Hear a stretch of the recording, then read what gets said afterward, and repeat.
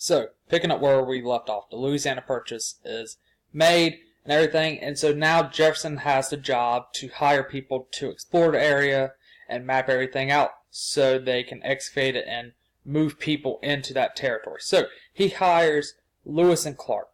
He has them go explore the area and map everything out and bring back samples of plants, find out who the Native American tribes are, what animals and everything, and this takes a couple years, and they have a guide by name of Sacagawea, who is a Native American woman. She helps guide them through the territory, helps them talk to the other Native American tribes. She is actually pregnant during this, and she gives birth, and she will carry her child with her during this expedition. When they get back, Lewis is made the governor of the Louisiana Territory.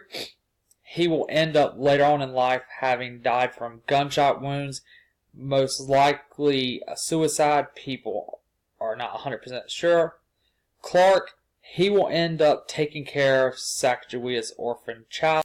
So, they explore the northern area, right up here. Zebulon Pike is hired to find the source of the Mississippi River. So he goes up and he finds the source of the Mississippi River.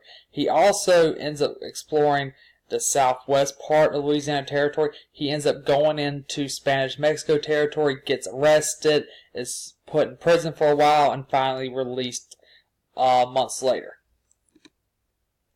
So, Louisiana Purchase happens with Napoleon. You do have the Napoleonic War still going on. Britain and France are at war. Britain and France both are stopping ships going to each other's country with supplies. These are American ships and everything.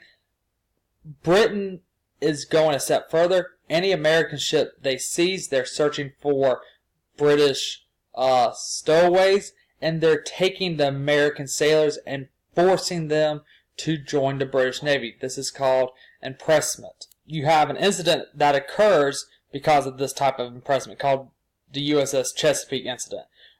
Britain attacks a ship that is refusing to be boarded, the Chesapeake, and American sailors are killed in this incident, and some are impressed and forced to join the British Navy.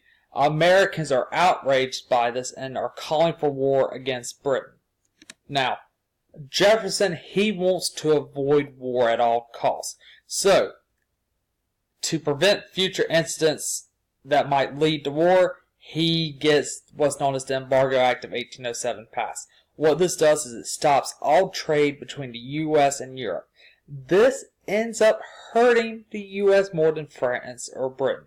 Britain and France are well-off economic standards right now, so they can deal with no trade. America's still young, and the American merchants, the American farmers are suffering. Businesses are collapsing, farmers are losing these cash crop sales and everything, and they're suffering and they're losing a bunch of money because of this act. And it eventually has to be repealed, but the damage is done. This puts a stain on Jefferson's election, but he doesn't run for a second term because remember, George Washington set that precedent of only running for 2 terms. Now, his former Secretary of State, James Madison, will end up becoming the 4th President of the United States, and we will talk more about that next week with him.